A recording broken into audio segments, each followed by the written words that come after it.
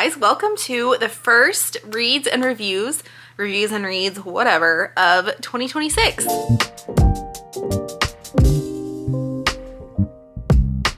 Okay, it's the middle of February. I am so behind on filming this. I really need to do a better job. I said I was gonna do a better job in 2026. So far I'm failing, but there's still time. So I'm gonna do a better job moving forward of getting these filmed timely. So I'm gonna jump right in because we have a lot to cover for January and February.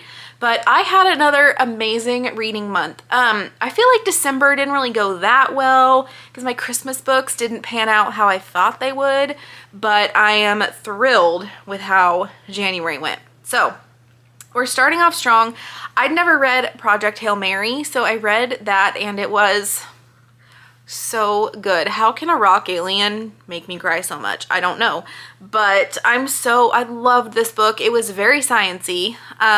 So I I'm not necessarily skimmed, but you know when you kind of read over things and you don't really understand or know how to pronounce it, you're just kind of like, okay. I feel like that's kind of what I did through a lot of the sciencey parts, but yeah, this was so good. I just loved it. I'm so excited for the movie, and from the trailers it looks like it's gonna do it justice. From there I read The Good Daughter by Karin Slaughter.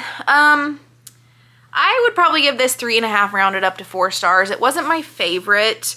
The beginning was like really scary and traumatizing. And then I don't know, I was not expecting the ending. I don't know that I really loved any of the characters either, except for Ben, the husband. So yeah, I don't know. I would give this probably, like I said, 3.75 rounded up to 4, somewhere in that range. I really like Karin Slaughter, so I was actually kind of disappointed in this book, but I still read through it really quick because I wanted to know what happens, and I love a book like that. Next, I did The Man Who Died Twice, Richard Osman, which is the second book in the Thursday Murder Club series.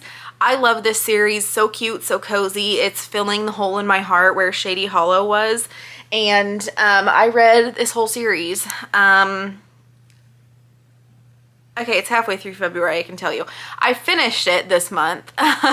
So the 5th book is on my TBR for February. So these books are really funny. I felt like this one took a little bit of time to get started, but once it got into the story, I really enjoyed it. And I would say, I'll just go through the whole series that I read. I read The Man Who Died Twice, The Bullet That Missed, The Last Devil to Die. I probably liked The Bullet That Missed the best, but The Last Devil to Die was really good. The Impossible Fortune, I feel like you can kind of pick up on like what's gonna happen or how like the whodunit, you know? But during on like reading The Impossible Fortune, I couldn't figure out who did it, and it ended on a cliffhanger. So my mouth literally fell open. I was like at the end of The Impossible Fortune. So I really love these books, and I'm looking forward to reading the other series that he started. I think it's We Solve Murders. I'm looking forward to reading that. And they're just really funny. I just love them.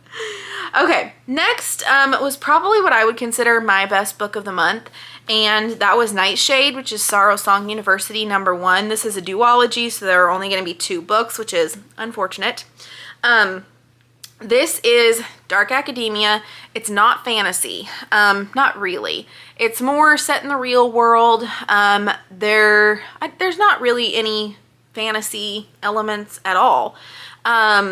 But yeah, I again ended like kind of on a cliffhanger, kind of not really. But I am definitely like excited to see how this plays out. Sorrow Song is located in Scotland, and the premise is that they only have students from like the world's most powerful families. So there's mafia, really rich people, and Ophelia ends up at Sorrow Song like kind of not by accident, but she gets a scholarship, and that's how she decides she's gonna go. So she's there because she wants to investigate her parents' accidental deaths. And, you know, that's a can of worms. But Alex, the male main character in this book, I think he took over my #1 book boyfriend spot. I really do. Yeah, I loved it. What can I say? I loved it. I've been thinking about this book seriously every day since I finished it, and I cannot wait for the second book. Then I read The Martian, so more Andy Weir, more science fiction. I liked Project Hail Mary better than The Martian, I think. But The Martian, I feel like it had more science-y stuff than Project Hail Mary did. And a lot of like cubing and this many feet and timesing and lots of potatoes. And I don't know, I was a little like, I felt like that took up more of the book than the actual story. I don't know, maybe that's just me. I really enjoyed the multiple points of view from Mark on Mars, and then the everybody else working on Earth to try to save him, their different plans, that kind of thing. So I thought that was kind of cool. And Project Hail Mary didn't have any of that. That was all from Ryland's point of view. So I really liked the difference there. Then finally, after months and months and months and months and months of putting it off, I started Throne of Glass, and I'm so, just like with every other book by SJM, I'm really upset that I put this off. So I'm going to be reading this series. I did read this one and then read another book. Now I'm getting back into the series, but I really enjoyed this, and I think I read through it in like 2 days. So loved this one. And then, okay, this might be my favorite book of the month. I don't know. It's a tie between Nightshade and Razorblade Tears.